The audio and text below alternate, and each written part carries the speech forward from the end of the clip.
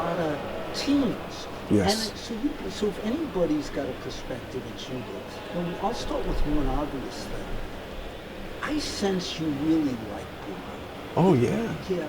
Tell me what it is. I do, a lot. What is it about this guy that, that you feel this connection to? Well, like you said, I worked with a lot of different fighters over the years and a lot of different teams, but in a boxing sense.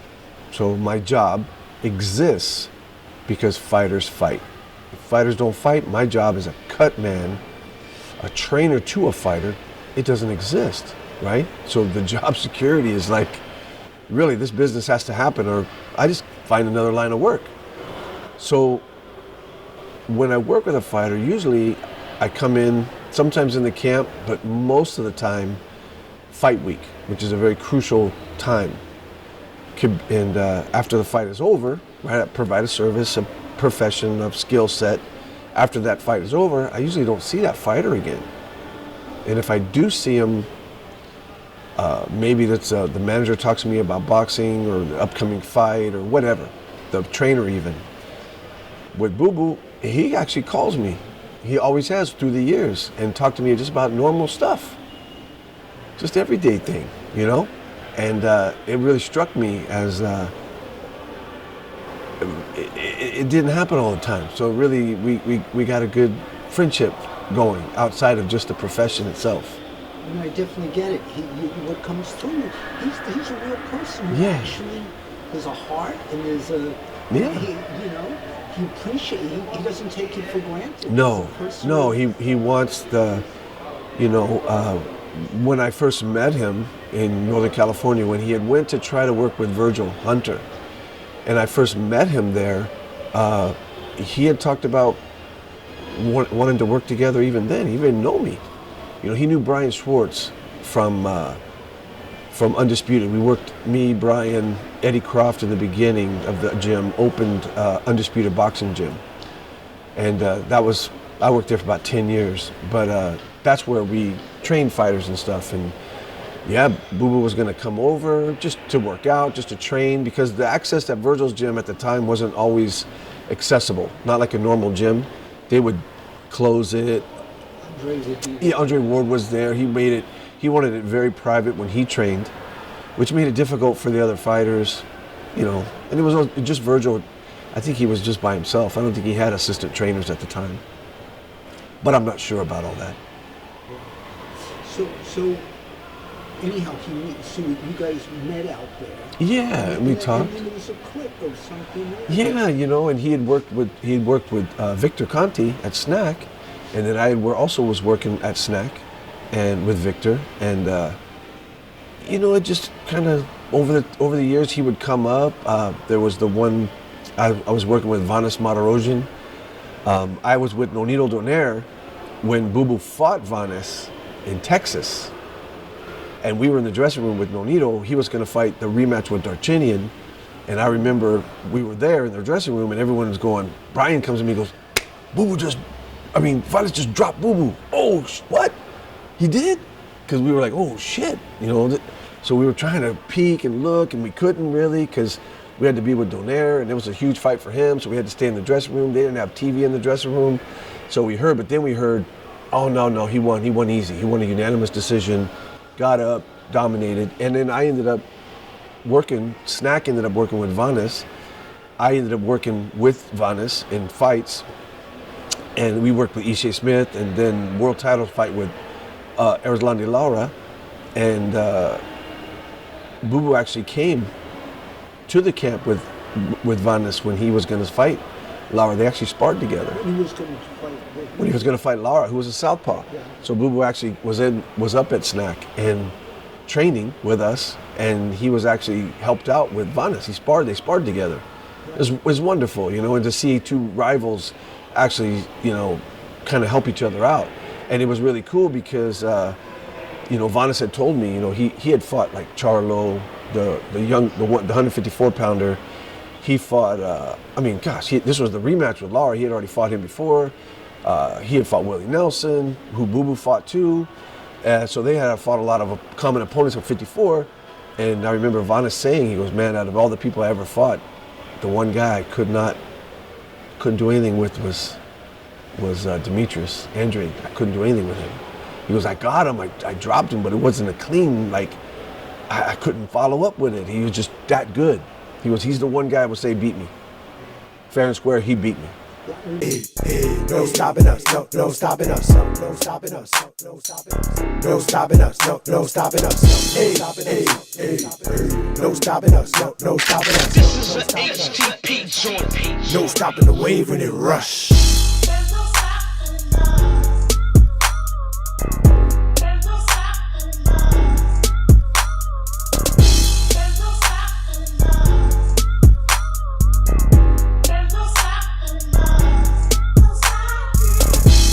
Been sipping on the rosé, celebrating life, so thankful.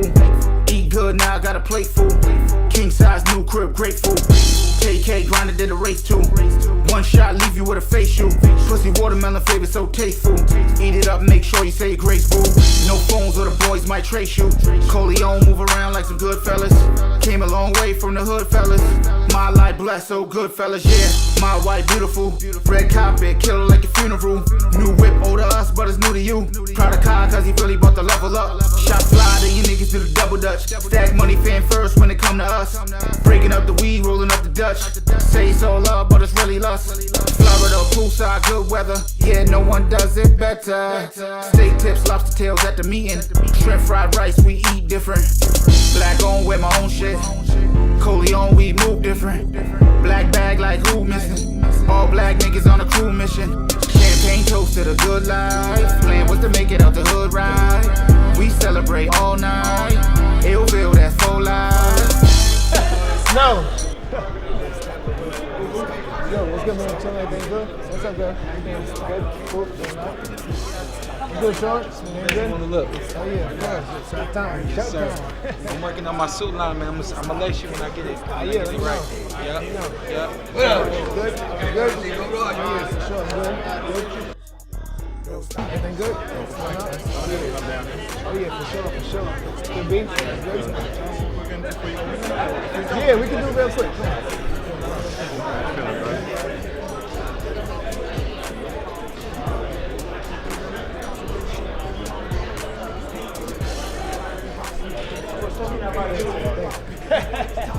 How you doing? You good?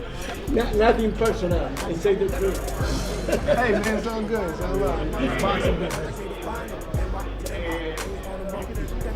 I got a tailor back where I live. His name is Tori Griffin. Yeah, I can put you on, man. It's all good. You know. It's FightHype.com here with Demetrius Andrade. How you doing, man? I'm doing good, man. Ready to rock and roll. Tomorrow's weigh-in and showtime. How excited are you for the fight, man? I'm just excited to get back in the ring, showcase my skills and talent like always, and just, you know, moving forward, get the guys that I'm looking to get. You know, you're older professional, undefeated, but have to ask, is it a little bit difficult to, you know, kind of remain focused on a guy like Desmond Nicholson? Only because, you know, you have Charlo right there, you have Plant right there, Benavidez. Is it a little bit difficult to kind of focus on him when you have all of these big fights that's right there, you just got to get past him?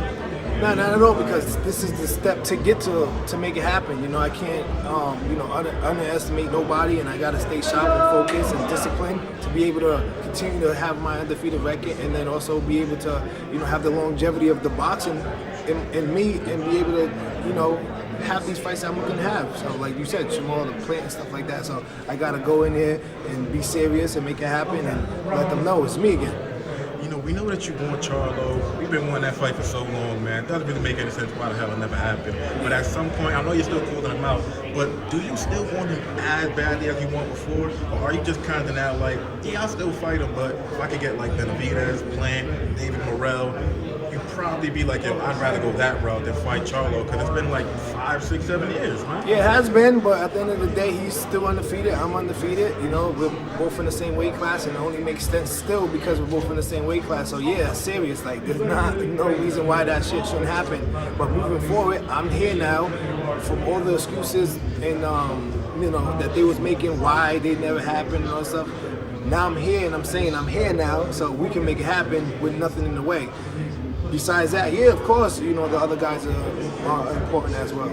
Do you still consider Charlo at the top of his game, at the top of the food chain? Because for a while at 54, it was you two guys at 160. It was you two guys. Now you're at 168. He should be at 168 fairly soon.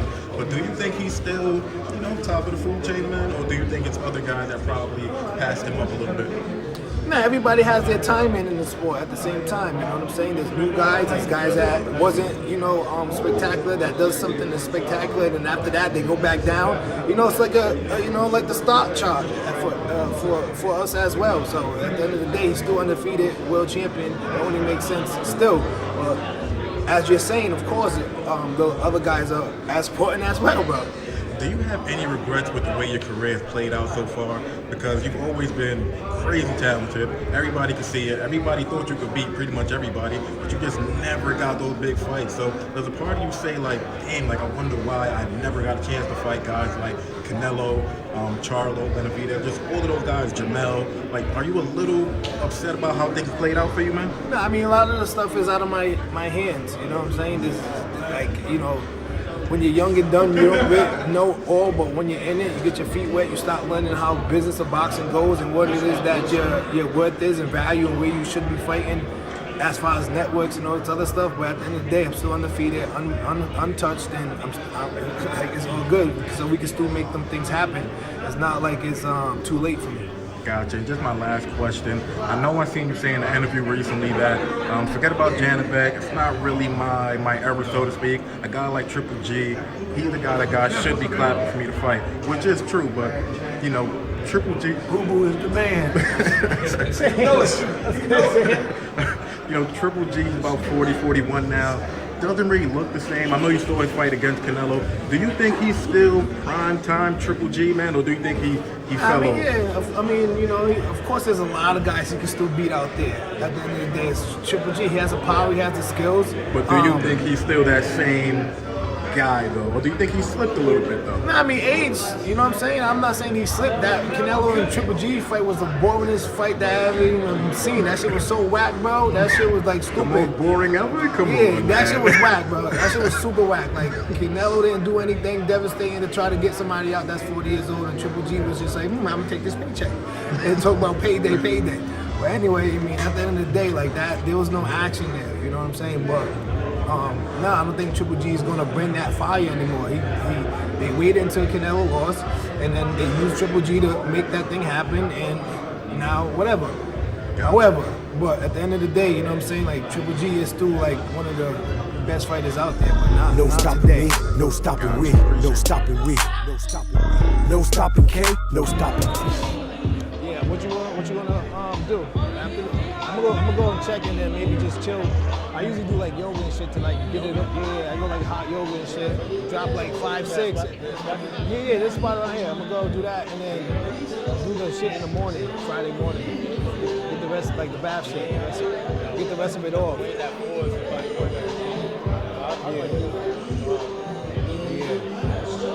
We're outside or in the gym?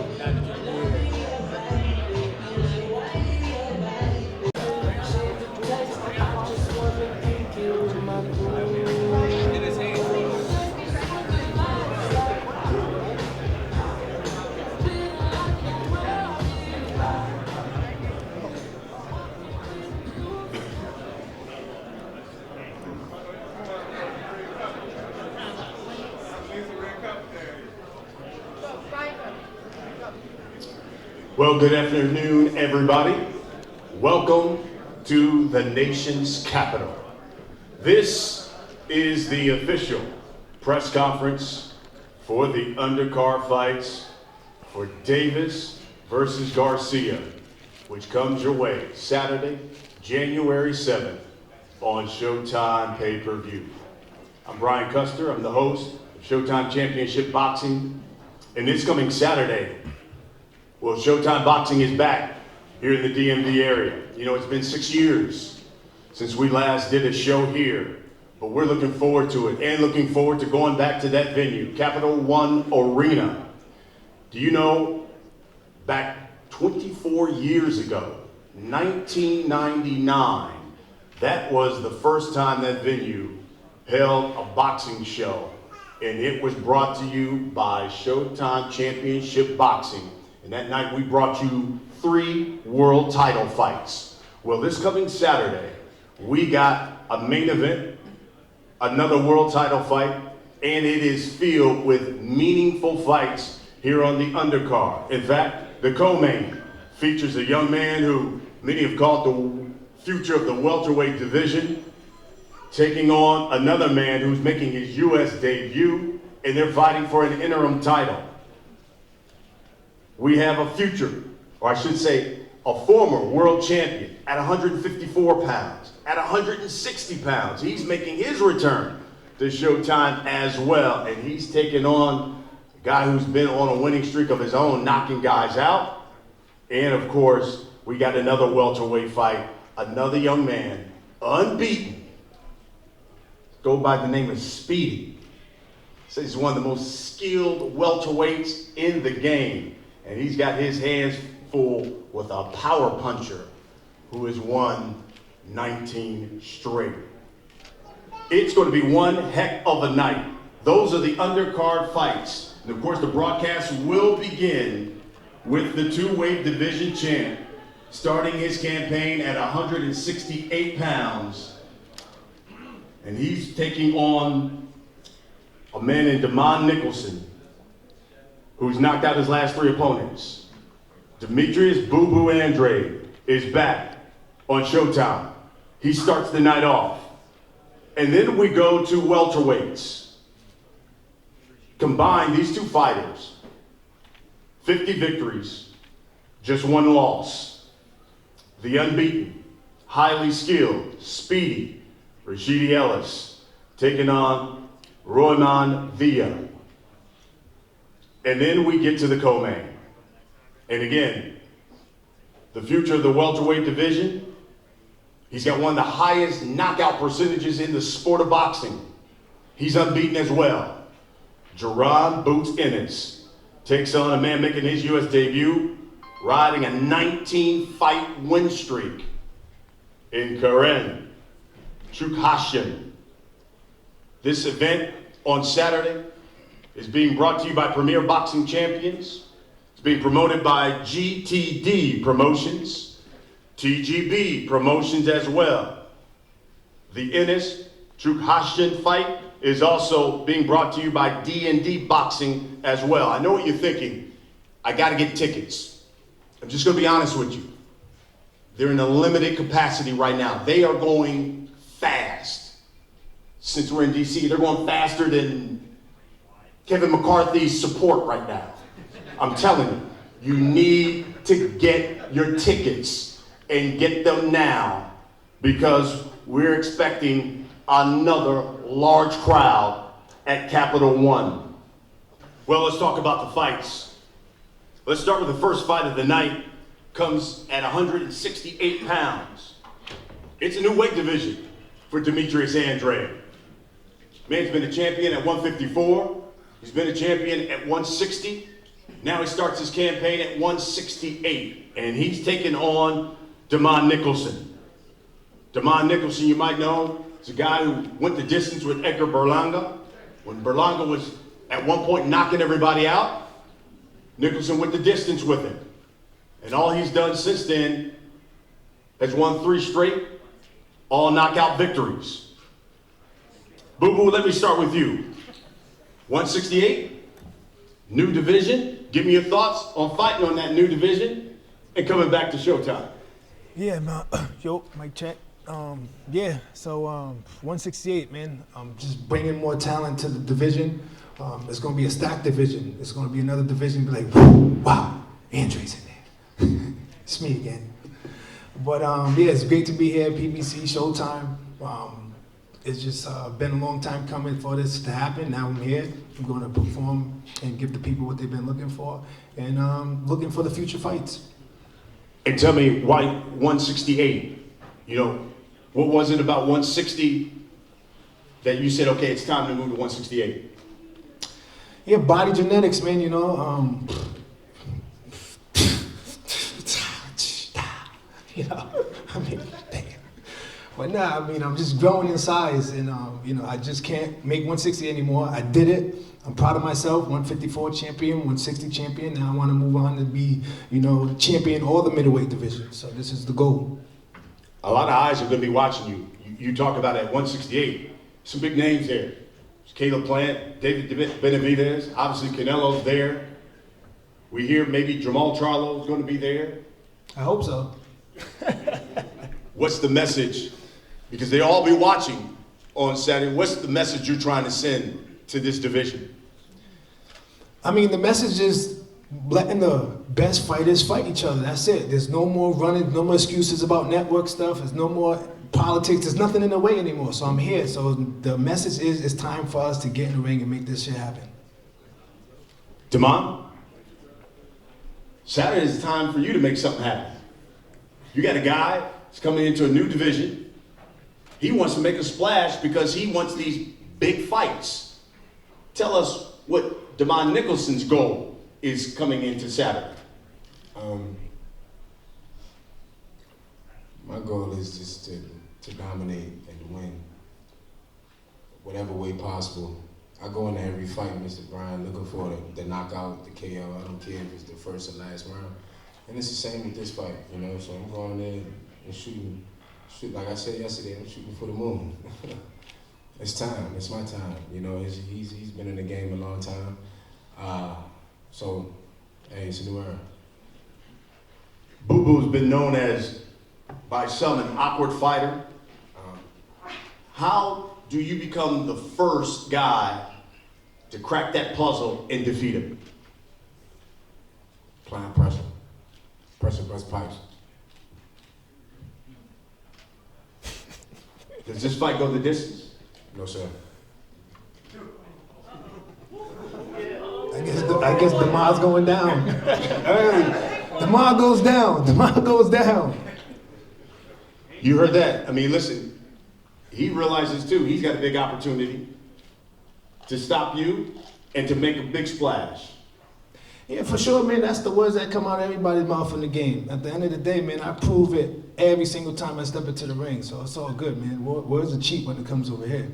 I mean, listen, my plan is to do what I always do, and that's win.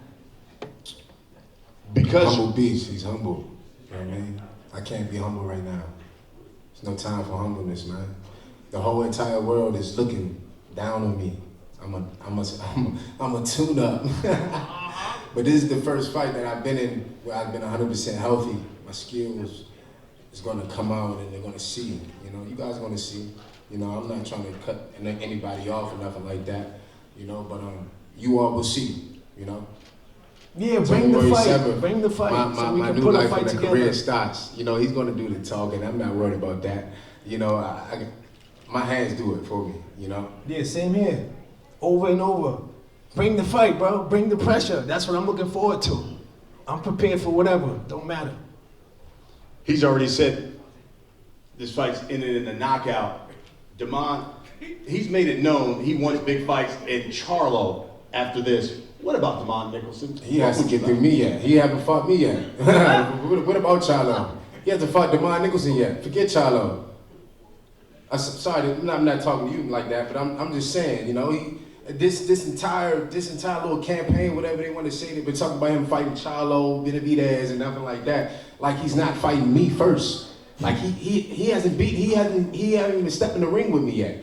You know, so I mean, it's kind of built up anger that I got. Not anger, but frustration that I've been getting. You know, but it's really disrespectful. You know, to speak down on a man like that. You know, this is boxing. You know what I mean? You're never supposed to overlook the next man. You know what I mean? And they've been, excuse my language, they've been shitting on me this entire time, you know? And I don't appreciate it. So yeah, I mean what I say. You know, he's saying words is words. Nah, fuck that. I mean exactly what I say. You know, and that's just what it is. Let's go, D-Mod. Let's go, D-Mod. Let's talk about baby boy. Demetrius, you got a fight on your hands. Let's go, baby boy. Let's make this shit happen. Hey. I love it. That's how we're going to start the night off. Oh, yeah. By the way, 9 o'clock Eastern, 6 o'clock Pacific time, 168 two guys who can crack, and both saying it's going to be a stoppage. Okay, so now we get to the next fight. We get welterweights.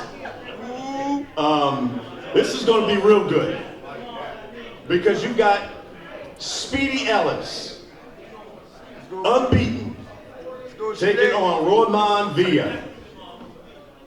Villa's on this 19-fight win streak, power puncher. Rashidi, I guess there are going to be a lot of eyes on you. It's been a while since we've seen you. You haven't been as active as you would like to be.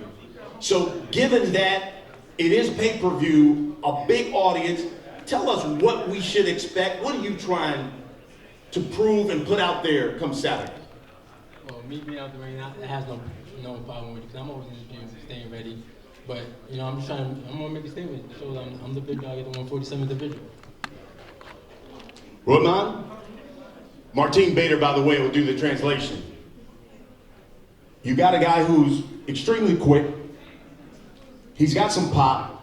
And you just heard him, he said he's looking to show that he's the big dog at welterweight at 147. Talk to us about your plans for Saturday night for Rashidi Ellis. Bueno, Roman tenés un oponente que es potente, que además tiene fuerza y acaba de decir que quiere demostrar que él es el oponente a vencer en las 147 libras. Pero, ¿qué tenés que decir vos al respecto como rival y con tus propias aspiraciones? Bueno, primeramente quiero darle gracias al Señor por esta oportunidad, porque Él es el que hace todo posible y si me pongo a hablar esta de mayo, yo le voy a demostrar a todo el mundo aquí el sábado que yo vengo a pelear. Vengo a darle un espectáculo a la gente, un show y nada, no tengo más nada que decir, esperando el día de la pelea para demostrar que por qué estoy aquí, pues. Look, talk is cheap.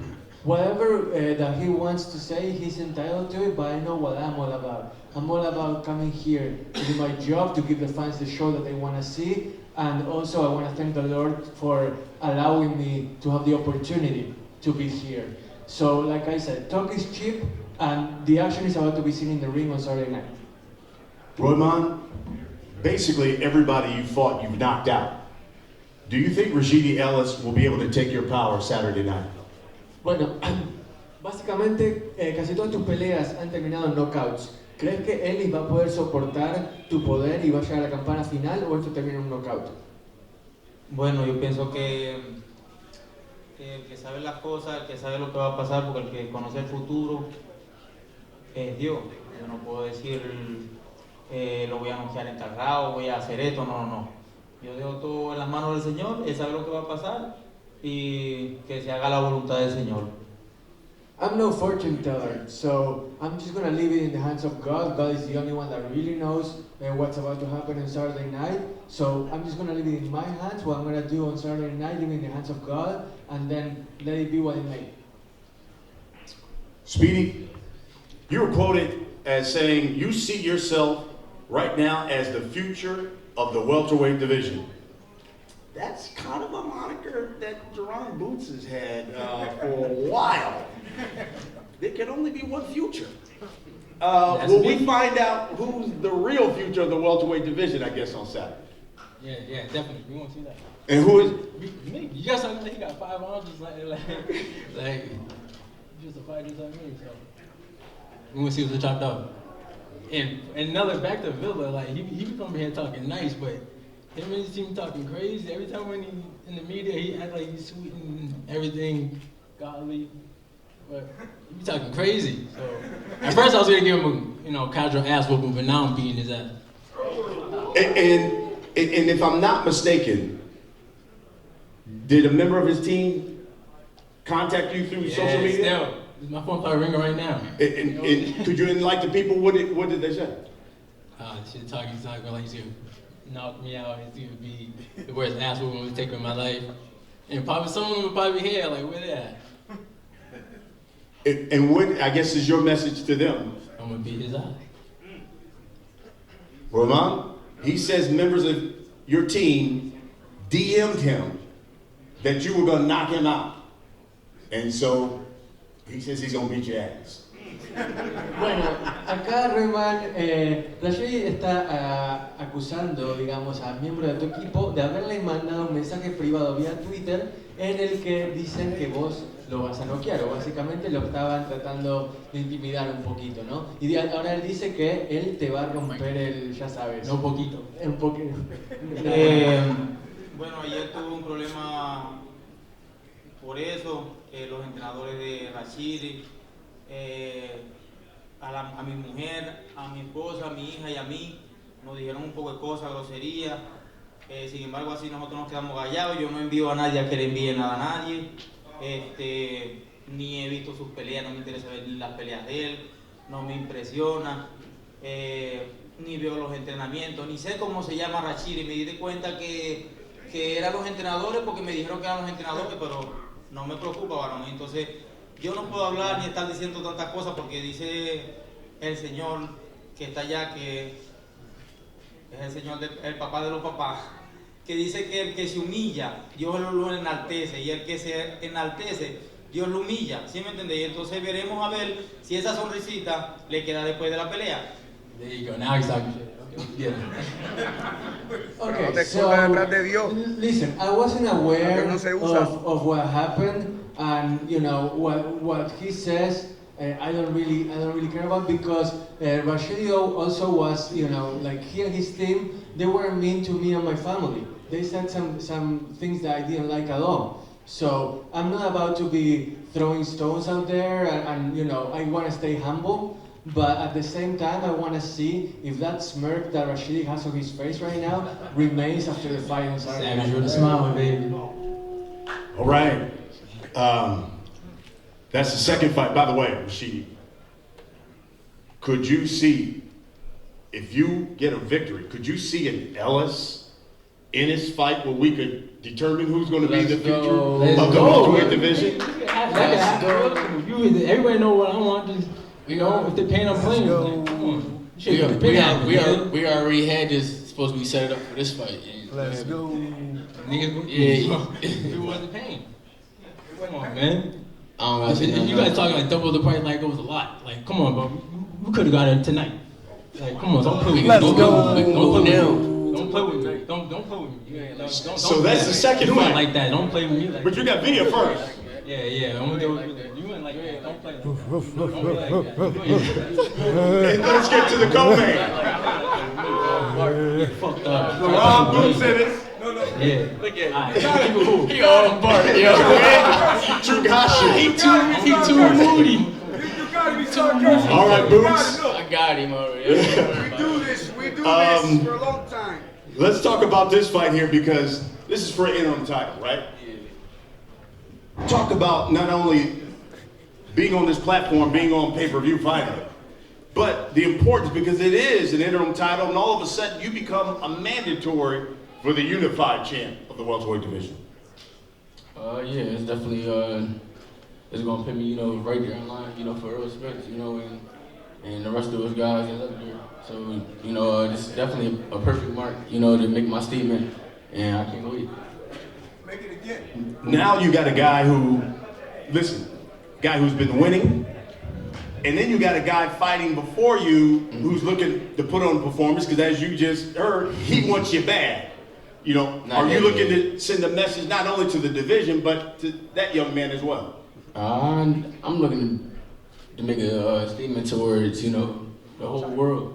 I ain't worried about him or my opponent, you know, I'm just going out there to do me, have fun, play on this show, and get this explosive knockout, and then we can see what's next, you know. Corinne, you're taking on Boots Ennis.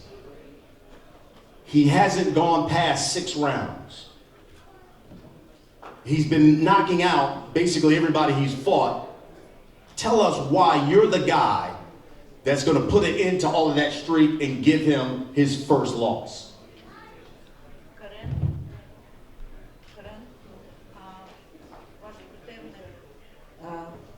Не згубив жодної гри, жодного бою. Як ви думаєте, так зробити, так організувати бій, щоб перший раз він програв?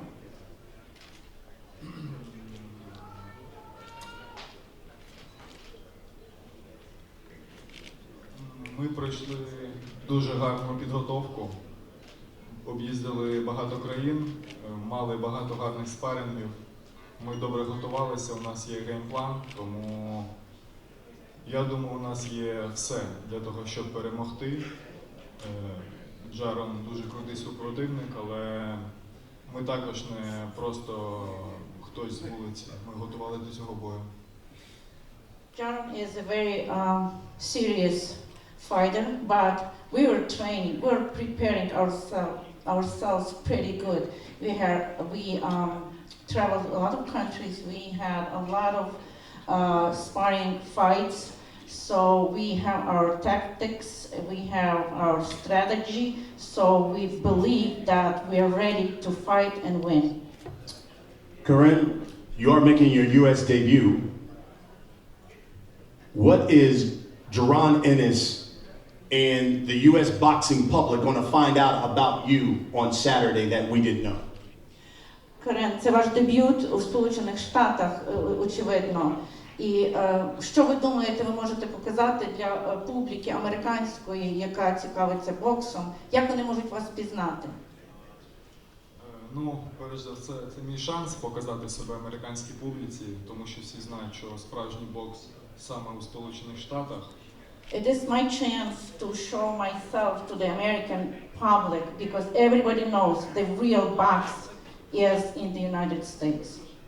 І тому я зроблю все можливе, аби порадувати американських і світових вболівальників боксу. Then I'll do all my best to provide the pleasure and fun to all the American publics and all over the world. Thank you, Dana. Boots, having gone past 6, will this fight go past 6? Iron Mike Tyson. So, you know, I mean, like I always say though, you know, I don't go there looking for a knock. I go there, you know, to have fun, you know, and establish my jab and put on the show for the fans. But if I see that opening, I'm definitely taking it. So, you know, I ain't afraid to, you know, get him out there early. You know, y'all know my slogan. I'm in and out like a robbery. And you've talked about Iron Mike Tyson. You've been watching a lot of Mike Tyson film lately. Yeah. And so will we see some Boots, Iron Mike Tyson type stuff on Saturday?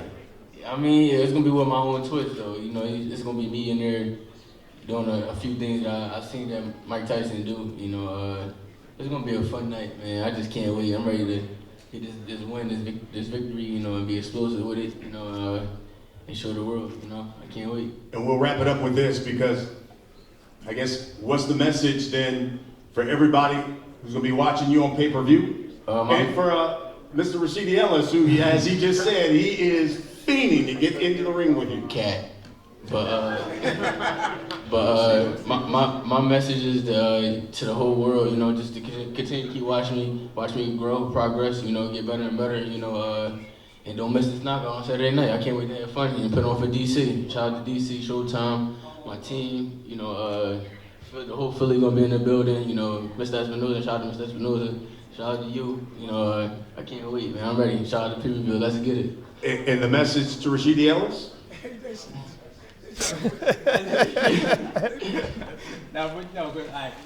We'll do it after we do it up. I love it. So there you have it.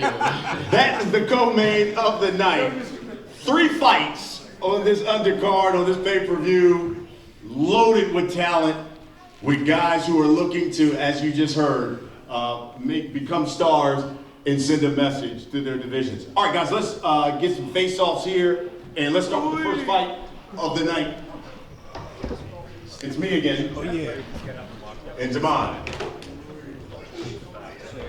Demetrius, ready for the tape. Y'all get this guy over here, right here on the tape. Let's face off. Let's hold that, please. Light work. Light work. Yeah, Damon. Light work, boo boo. All right, guys. Here we go for the camera. All right, guys, turn out. Come on, guys. Let's turn out. Come on, guys. Light work, baby. Here, bring that pressure. Please do. Demetrius, camera's in the back, guys. Those cameras right in the back. There we go. Right here first, please. Down in front together. TV's in the back, please.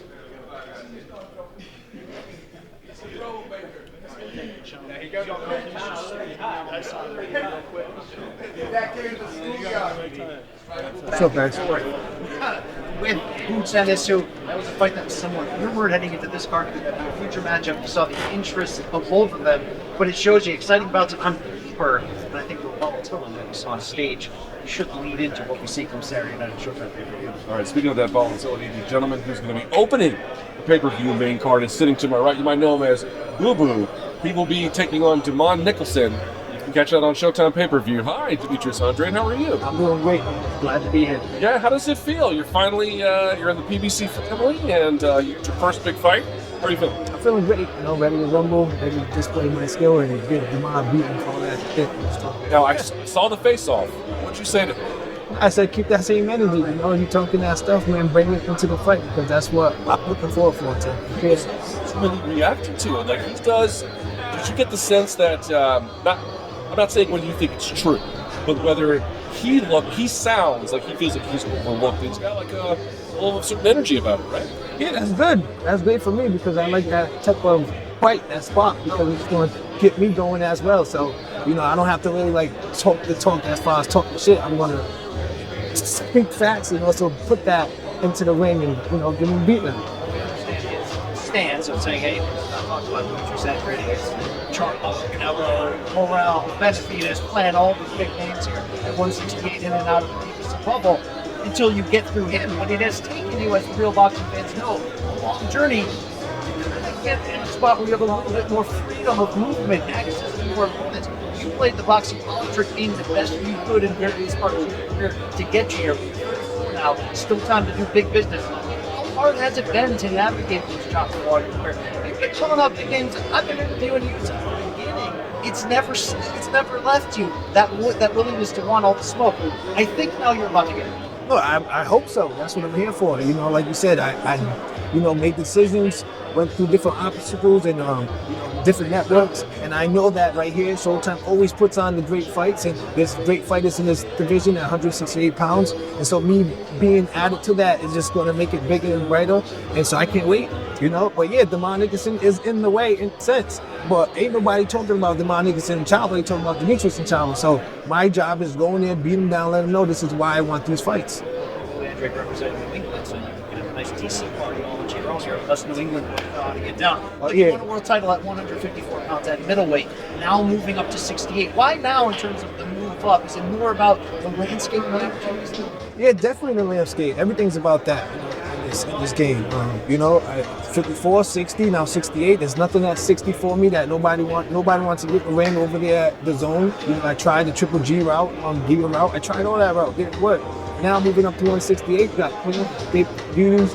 Chavo's going to move up. A whole broad different categories that I think that's willing and able to get in the ring with me that they're going to feel like they're bigger and better. So I think it's just the right timing of the sport. So probably just feel frustrated out of 5-10 years ago. The big fights and you won those, but it's hard to get. How hard is it?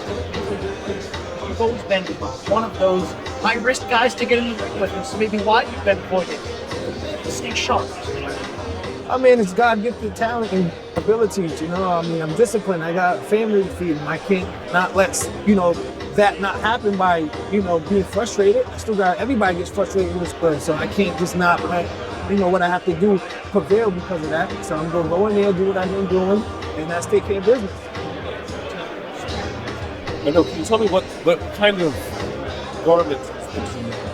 So this is my boy Troy Griffin that I work with. Short, yeah, for sure. We come up with good ideas and I'm style. Like style. You know what I mean? All right, there's a lot of firsts here, right? It's like 168 Showtime pay-per-view. I know you feel pressure in the sense that you want to perform well to set up other opportunities. At 168 specifically, do you feel like you have to show a certain level of physicality? What do you have to show in terms of this meet? it's just, you will see it in the ring. Once I get in the ring and you guys see what it is, that's what you're going to get. That's what you're going to see. So that's what I'm going to feel. Once I feel what physicality that I need, that's either putting on more weight, muscle, should I say, or physically pushing people around and having the power. We're all going to find out Saturday. This is a bigger division for me, and I'm going to go in there and put my skills and talent to the play. Do you feel comfortable? 168, like what are the athletic differences between that and sector? It's just pretty much being in the ring 100%. Me, hydrated, then me recruiting myself and not being 100% the next day. Being able to do what I've been doing for a long time, but as we get older, we get wiser. I go struggling, and then I get down to 160 and I have an off night, or I'm not really hydrated to 100%, 75%, and I lose. Like, why take that risk? That's not the risk that we want to take. What do you make of Desmond Nicholson and watch the game? What do you up against on Saturday? No, I mean, I would hope I'm against somebody that sees this opportunity as, better his situation, also bringing his A game to this platform to come Saturday, January 7th. Yeah, I mean, I guess I'm going against somebody that says he's not humble. It's time to be a beast. Your name added to this division is very interesting. For me, all the names get super excited. Alvarez still the undisputed champion. Morrell's got a secondary title race. Versus Plant coming up in a few months, which is basically a title fight there between two former champions. What's the matchup that you cover most in this division that you feel like will test you the most, but will allow you to raise your game to that A+ level and maybe unload it all for the first time because we're undefeated and you've been in control. Yeah, for sure. I think Plant, I think David Benavides for sure. I haven't looked into the David Monroe kid, but I know he does have a belt. It's something that, that if it sparks interest and something that we need to do, yeah, of course, I'm going to look into that. But I think for me to get to that situation, I think Charlo needs to step up. We make that fight happen. I think we're going to both bring our A game, and that's what's going to put us to that level where, he's the best. Well, you've been like both Charlo brothers at various points in your career. Is there a lingering beef there, or is it more competitive like in the same classes? Yeah, definitely lingering beef also, and of course we're in the same weight class. Why not make it happen? You're undefeated, I'm undefeated. It's been history. It's already been a build-up now. If we put the job behind, the machine, and everybody, does their job as far as putting the fight together, I mean, it's going to be one of the best fights to be made. Right, very quickly, prediction for Caleb Plant and then David Benavides. I think it was a distance. All right. Well, we got some other guests we have to bring up on stage. We appreciate your time, Demetrius and Andrade. Cannot wait to see your fight. Again, opening the pay-per-view main card. Demetrius Andrade, big opportunity. Get your butts in there. Yes. New clothes, new everything. He's got new clothes. It's funny. Thank you for your time. Really appreciate you. Yeah, thank you guys. Okay, we'll have 3 seconds. We'll get the second. Demetrius Andrade, as you saw, are going to be on the Showtime pay-per-view main card. We got 2 other gentlemen here. Yeah. Oh, for sure. Of course. Need some good action. Tremendous fight. I'll say it again. I think Devontae found one of the best fighters in the sport. Well, 27-0. 17 of his last 18 fights have ended in a stoppage. Tank, if you would, talk to the people about this fight January 7th. First, I want to thank Showtime, Al Heyman, my personal team. Got Mia Ellis for definitely getting me through this camp. She trained with me day in, day out. The undercard, a stat card, I feel as though Saturday night boxing win, is a stat card from the first fight to my fight, So I feel as though we trained hard for in training camp. We did a lot been going on. I want to go over a little situation that he said on Facebook, talking about he looked like a lawyer and we look like enemies or something. He said on Facebook, so it definitely turned me up. So Saturday night, you definitely don't want to miss this one. This one's gonna be tough fight on his end. You know what I mean? I want to make sure of that. So make sure y'all come early and don't get no popcorn, don't get no water, don't get nothing.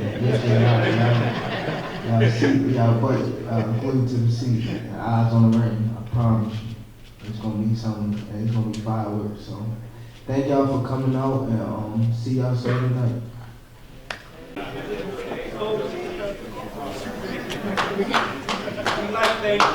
You sleep on the moon. Nah, never sleep on anybody.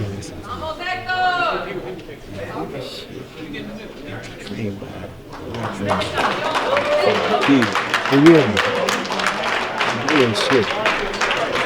So you can do this thing.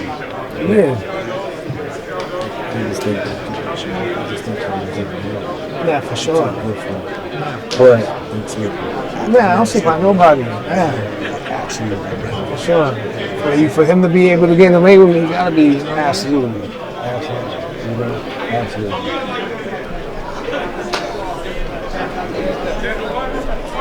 All right, we can go, I guess.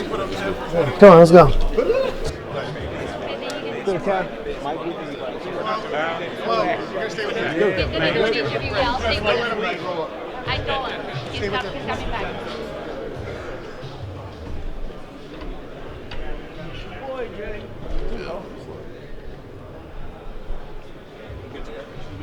Radio Raheem with It's Him Again. It's me again, Boo Boo Andrade. This is exactly the name that you should be using because every time you enter a division, you cause trouble and we start watching fighters avoid the fight. Yeah. I think 168 pounds, obviously weight is an issue, but you've been waiting on champions to take this challenge your whole career. What is going to be different in this super welterweight or super middleweight division? Nah, I think just because they feel they might be bigger, stronger, you know, and so, and it's new, and they know that what I bring to the table as well, and they probably think they can, you know, hopefully they think that they can beat me by because of the reasons of them being bigger and strong, being bigger and stronger in their eyes. But you know, my body, my genetics, man, and the way how I work, I'm developing the 168 pounder person that I need to be. So it's all gonna be good. A fighter like you is always in a catch-22. Your skills are obvious, and your fight style is awkward. So if you're beating fighters in an awkward way, they can't figure out exactly how to approach you. It almost forces you to take chances that you don't have to take just to give them a chance to make the fight look exciting. Is that still going to be an issue at 68? Like, how do you approach this fight knowing the pitfalls of getting an opponent of championship quality? I mean, listen, you know, that's not something I need to worry about. I'm just going to go in there, do what I do, have fun, beat them down, and put the pressure that I want to put on nowadays. You know, I'm not looking to get in there and do a whole boxing clinic. I'm looking in there to beat them down, knock them out. That's what I'm looking to do. A fighter like Damon has a certain level of desire that goes beyond the ring, right? Like, he's got a story. He's overcome suicidal thoughts is what he told me, and even kidney failure. So fighters see you as the guy to beat, the guy that nobody wants to fight, and if they can win on the night, they can make a name for themselves. What is the best way to approach a fighter who's basically coming all heart? I mean, come Saturday, you guys are gonna see what I do. You know, at the end of the day, I hope he brings his A game because that's gonna bring the best out of me as well. But I'm coming to be the best Demetrius Andrade at the end of the day. So, I mean, I'm gonna put the pressure, and I'm looking for the knockout. You're at PBC now. I know that this Showtime is like a one-off. Every time you're gonna renegotiate where you fight. How difficult has it been with Matchroom and Eddie Hearn to get the fights that you wanted to get before moving to PBC? Yeah, of course it was difficult. You know, I tried to get, you know, the Triple G, the Billy Joes, the, what's his name, Jaime Mugia. They just couldn't make it happen. And I believe here at Showtime, they're going to make, which they always been doing for a very long time, is making the best fights happen. So I think me being on this platform is also going to, you know, play a big part of making the best fights happen and me being involved in them.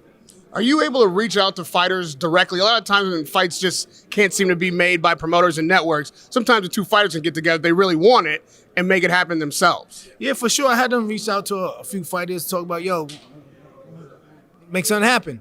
And they, of course say, yeah, okay, but then sometimes the promoters don't want to like put the pressure in to make it happen. So it goes both ways, I know you're not looking past Damon. So where does his skill set pose a threat for you? What kind of action does he bring in the ring that you need to be concerned about? Now, I'm not worried about anything. I'm prepared. Me and my team, we've been doing this for a very long time. We've seen every style. We've seen the toughest fighters out there. I always end up being victorious, and they always end up being short. So at the end of the day, man, like made the best man win, of course. But I'm saying God-given talent, baby. God-given talent is something we've seen on display. There's no question about that. At 68, as you said, guys are stronger. Guys are bigger. Does that change your approach to the fight at this weight class? Man, it does a little bit, of course. You know what I'm saying? But at the end of the day, skills pay the bills, man. I've been living off my skills, and bigger and stronger is something that I'm going to develop in, and I've been working on myself. So at the end of the day, when I put my speed and the power and the skills behind everything I have going, they're going to be like, oh, shit, this nigga, shit, goddamn. Holy wait, hold on. What was the thing about Demetrius Andrade? His power? Like, you're a world champion in other weight divisions. You've proven yourself and your name. So even though there's a new weight division, you don't have anything to prove. You got to give me the hit list for 2023. These guys, I think that are going to be in a hit list, are on the same promotion. A lot of them are fighting on the same network. So there's not any excuses if they want the fight. Talk to me about this coming year and what names are on that hit list. Yeah, I mean, listen, Jamal Charlo. Like, it's just always been that. It's time, and he is going to have to come up to 168 pounds as well. There's nobody at 60 anymore. We have long history. More with the younger brother at 54 than whatever, but they both, we all were in the same weight class, either 54 or 60. We both were champion, and it's like, it's only right to make it happen at this point. I'm over here. It's still a big fight, and if they don't want to do it, then I guess we know that, I tried over there, I tried over here, and whoever I get in the ring with are the people that's willing to get in the ring with, and that's it. I don't want to hear no more shit like what up, but yo, bro, I'm here. I'm ready to tangle, win, lose, or draw. I want the legacy fights. That's it. When I get stopped in the street, Demetrius Andrade is the name that comes up most often. When are we going to see this guy get his shot? I hope it's this year. I came to DC because I knew you would be on the card. I don't miss Demetrius Andrade fights, and this year I think we'll get the big one. Radio Raheem with Boo Boo. It's him again, Demetrius Andrade. Oh, yeah, now. Good. All right, thanks. Yeah, it's all good. Yeah, for sure. See you out. All right, cool. Yeah. Showtime Social, how you doing? How you doing? Good. Just want to ask you some quick questions. Yeah. Over here? Yes, you over here. Can I ask you about your trip first? About what? Your trip. Oh, Just want okay. to walk through that first. Yeah, whatever you want to do. Yeah, so Demetrius Andrade here. It's me again. First and foremost, your boy flying in a flyer. You know what I'm saying? It's press conference week, just giving you guys my style. And look, this is what you're going to see come fight night. And the only other thing is, got a little heated up there, just reaction to being up there. Yeah. Everything, stared him in the eyes. Yeah. Yeah, so during the face-off, I seen Desmond Nicholson got some stitches right there that he had. I didn't hear real well, so we're going to be attacking that, and I'm going to put that leather right there all night, and hope he brings that energy so we can put on a great fight. Yeah. Thanks, man. Appreciate it. Yeah, cool. Yeah. Man. What's good? Yeah, do your thing. Yeah, for sure. Of course. Good? Talk right, yes, sir. Yeah.